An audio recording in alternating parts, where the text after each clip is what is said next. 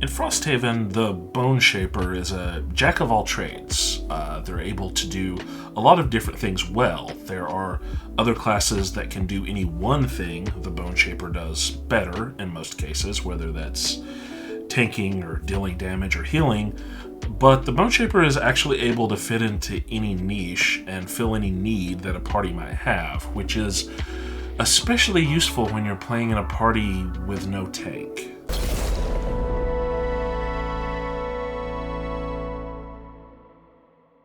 I'm Jeremy Henderson with Elevation Games, and we've been playing Frosthaven for about a month now. We're 8 or 9 scenarios deep at this point, I believe. And throughout all that time, I've been playing a Boneshaper, a class that people had a lot of questions about before we got our hands on the final game. And so I thought I'd take a minute to go through what I've learned playing the class so far and talk about what I feel like they're good at, what they're bad at, and how you can play to the class's strengths. So, as I said, the Boneshaper is kind of a jack of all trades, which you don't really expect when you first set your eyes on them. They are a summoner and support class, technically, but you look at them and think, well, this seems like your typical kind of squishy magic user. And they can be that to a degree, but due to the versatility of their summons, they're actually really good at filling whatever role is needed. So, for instance, I'm playing in a party with a Blink Blade and a Deathwalker, and in our party, we don't have a dedicated tank. So my summons have sort of filled that role really well.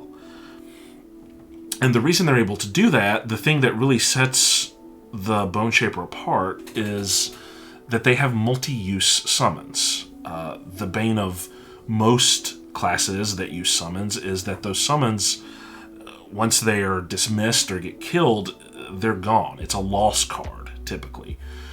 But the Boneshaper in particular, with their skeletons that they can summon, those are reusable. They don't automatically go away when that summon dies or is dismissed.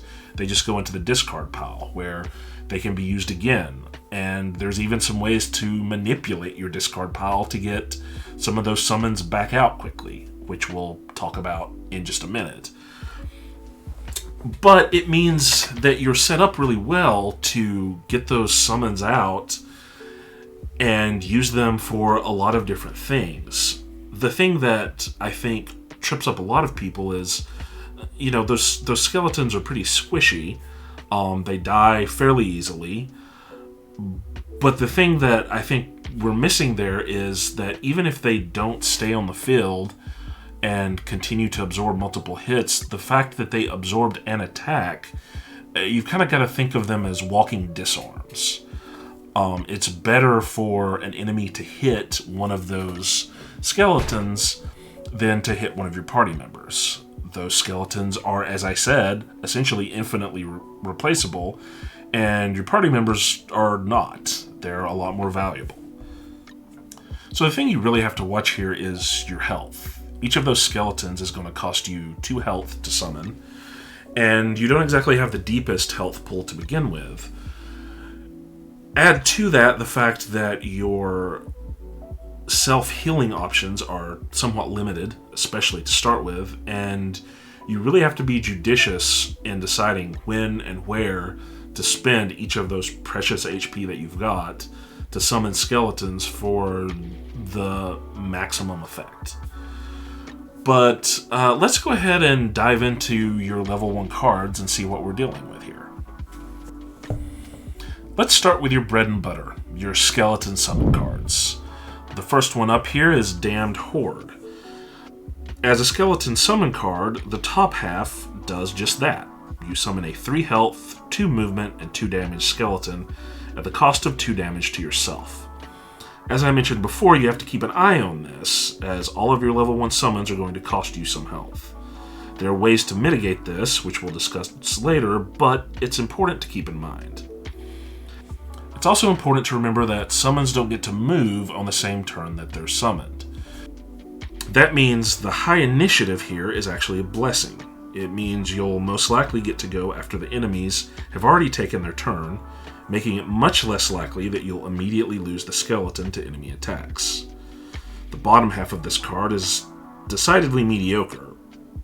Pulling out 2 curses is great, but the range of 2 kills its utility. If your Boneshaper is 2 hexes away from 2 different enemies, things have already gone wrong. Our next skeleton summoning card is Life and Death. Not much point in talking about the top half, it works the same as the other skeleton summons. This one has the slowest initiative though, making it the best choice for when you want to move up and summon after the enemies have all moved. The bottom half is interesting. It's a loss, so you want to be careful with it, but given that it prevents the next 3 sources of damage to you, it can be a viable way to summon skeletons without suffering the 2 damage they usually inflict.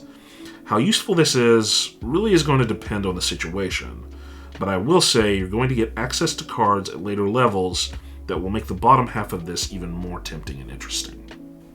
Returned Servant is our final skeleton summoning card, and again, not a ton to say about this one. It works exactly the same as the others. Use it to summon a skeleton on the top half. The bottom half, however, gives you a really nice 4 movement ability. You have a couple of these in your deck, but they're really great to have, some of that extra mobility. And so this is a really good one to just use for that mobility until you need it to summon a skeleton. If your skeletons are the bread and butter of this class, Angry Spirits is the main course. This is a must-have card. The top half gives us a great summon. Unlike your skeletons, it's lost upon death, but also unlike your skeletons, it comes with 2 persistent shield, it flies, and its attack has a range of 3.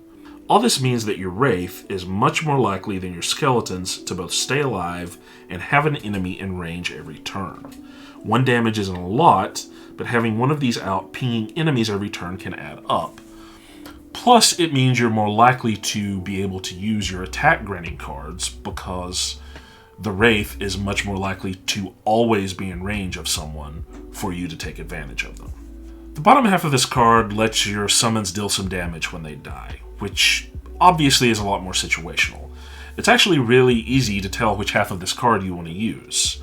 Are you facing enemies with shields? In that case, you almost certainly want to use the bottom half. That part of the card is really great against shielded enemies. The Wraith, not so much. So, if the enemies have shields, use the bottom half. If they don't, the top half, summoning the Wraith, is definitely the way to go. Command the Wretched is another great card and should be a staple for any early build. The top half grants one of your summons another movement and attack. The extra attack is obviously valuable, but as we've mentioned before, your summons are all pretty slow, so giving them another base movement is incredibly useful. Plus, you can consume a dark element if available to give this attack 2 pierce. Very situational, but another great way to deal with shielded enemies. The bottom half is a pretty huge hit at level 1, but it's a loss, so you want to save it for a boss or the end of the scenario, which is fine, because the top half of this card is so useful. I'll happily use it repeatedly while I wait for the right opportunity to burn the bottom half. It's come in clutch several times in our campaign so far.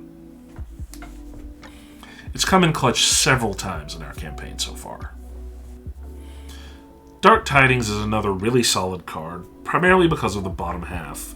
As we've already said, a 4 movement is really useful to have in your back pocket. The top half is more interesting and situational. An extra attack for 3 of your summons can be a game changer, but it's a burner. So you definitely want to wait until you have 3 summons out and in position. Add to that the potential for 3 curses and poison if you consume a dark element, and this can be a big swing. Again, it's a good card, but it's one you could leave out of your level 1 build if you need to, in order to get down to your 12 card hand limit. Decaying Will, however, is our next must-have card. The top half isn't a huge hit, but it does have huge range. And poison is always a great strategy for the Boneshaper, as it lets you eke some extra damage out of your minions. Speaking of your minions, you get an extra damage if the target is next to one of them, plus you get to put a leaf on the board, something that will come in handy on some of our other cards. But as useful as the top half is, the bottom half is a godsend. All of your summons are immune to Retaliate. Retaliate is the bane of any summoner's existence. Our minions, as I've mentioned before, are fairly squishy, and so having them take damage every time they attack is not great. And the ability to completely sidestep that is huge. Not only for you and your minions, but for your party as a whole. It means your minions can focus on enemies with Retaliate and save that damage from happening to your party members who might otherwise have to deal with it. And now we finally get our loot card with Eternal Torment. Looting is more important than ever in Frosthaven. You need all those materials to take back to build up the settlement. And so having as many ways as possible to pick them up, aside from just end of turn looting, is going to be pretty important. That makes this a pretty much must-have card as well, in my opinion. Helpfully, it actually lets one of your summons loot, which is useful since they're much more likely to be surrounded by dead enemies than you are. Fortunately, the top half is no slouch either. Another huge range 5 ability, this time with a curse. And again, you get a bonus if one of your summons is adjacent to the target. That summon gets a free attack. Plus, you put a dark element on the board, something which, as we've already seen, we can make good use of. Fell Remedy is my main healing card. The top half is a heal 2 on any ally within range 3. But it can be boosted by consuming either Leaf, Darkness, or both, 2 elements which we can reliably generate. And importantly, it's got a relatively snappy initiative of 30, giving you a decent chance to get this off before enemies deal any more damage. As I'm playing in a party without a dedicated tank, I've used this card a lot. The bottom half is one of your relatively few options for a self-heal. As we've talked about, this is pretty important as your skeleton summons can eat through your HP. It's a small heal though, so you want to try and maximize it by making sure an enemy dies on the round that you use it. Flow of the Black River is your best initiative card at level 1, and will stay your best initiative card for a while. Given that, it's worth taking for that reason alone. The top half is your other self-heal, and a much more reliable way to get a bigger heal than Fell Remedy, because the bonus here is based on how many summons you have out. The bottom half is great because it not only lets you move, but it grants a free movement to one of your summons too. This pairs great with one of your attack granting top halves. Moving a summon up and granting them a hit, likely before any enemy moves, is a great turn. Malicious Conversion is great when you need to get up and running quickly. It's got a nice speedy initiative of 26, which makes it our 3rd fastest card. The top half is a burner, but it provides a substantial 4 damage hit, and you can pull a skeleton out of your discard pile and summon it without taking the typical 2 damage. Plus, you put both of your most used elements on the board. The bottom half is a solid movement of 3, but it can be boosted with Leaf, an element which we have some pretty reliable ways to generate. So there's a decent chance you could actually play this for the full 5 potential movement it grants. And that's your best possible movement card if you do it.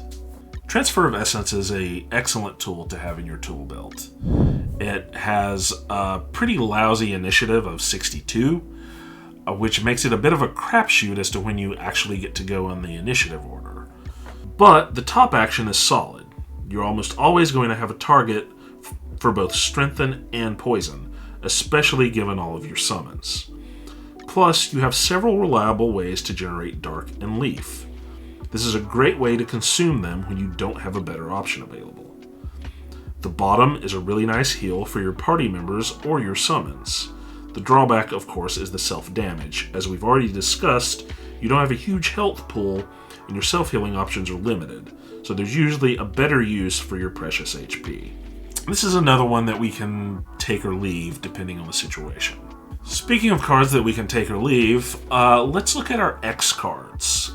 As anyone who's played Gloomhaven knows, these are more situational cards. They can be swapped in for some of our standard level 1 cards. if we feel that they're a better fit, depending on what we're going up against. But they are very much intended to be situational. So they can really shine, but you're probably not going to want to have them every single time you go out. Our first one up here is Approach Oblivion. The top half is the kind of ability that can turn a game around in the right situation. 4 healing and a bless to all allies, which includes both your summons and party members, is huge. Of course, the range of 2 makes it a bit more limited. You're also going to deal 2 damage to yourself and curse yourself. The self-curse isn't great, but the 2 damage is a bigger deal here, as your HP is better spent summoning skeletons. Plus, this is a loss, so you don't want to use it unless you really, really need it. The bottom half is arguably more useful. Most of your summons are pretty slow, so having another way to catch them up can come in clutch. Our next level X card is Wrath of the Turned Earth, and it truly fills a very specific niche. The top half is a decent attack granting ability for one of your summons, with added poison if you consume a leaf. However, in most cases, Eternal Torment is going to be a better version of this ability. Curse is more useful than poison, and you typically want enemies poisoned before your summon gets to them. The bottom half seems tempting as it prevents damage to your summons, but honestly, you shouldn't be too precious about your skeleton's survival anyway. Now, where this card shines is if you end up going with a single powerful summon build. In that case, granting an extra attack to that one summon or preventing damage to it becomes a lot more attractive. But that's not an option that becomes available until you've gained some levels. Exploding Corpse, our final level X card. If I had any doubts that this class was inspired by the Diablo 2 Necromancer, they would be gone at this point. Exploding Corpse does what it says on the tin. Again, it's very situational. But if you manage to surround one of your summons with enemies and they survive long enough for you to pull this off, the top half can deal a huge amount of damage. But those are some pretty big ifs, especially at level 1. And it's a burner, so you want to make sure you maximize the potential damage output. It's got a nice low initiative though, and the bottom half, well, is also an Exploding Corpse. The next enemy to die this round deals 2 damage to any ally or enemy adjacent to them when they die. Again, potentially useful, but very situational. So that's all of our level 1 cards for the Boneshaper class. In my next video, I'm going to cover some of the strategies and combos I found useful with these cards. And then I'm going to put together a video that talks about the different build strategies that are out there for the Boneshaper class. There are kind of 3 big ones at this point. If those exist by now, I'll put them up here so that you can click on them and watch them. Otherwise, I hope you've enjoyed this. If you have, please be sure to give us a like and subscribe. And come back here for more content just like this. Thanks.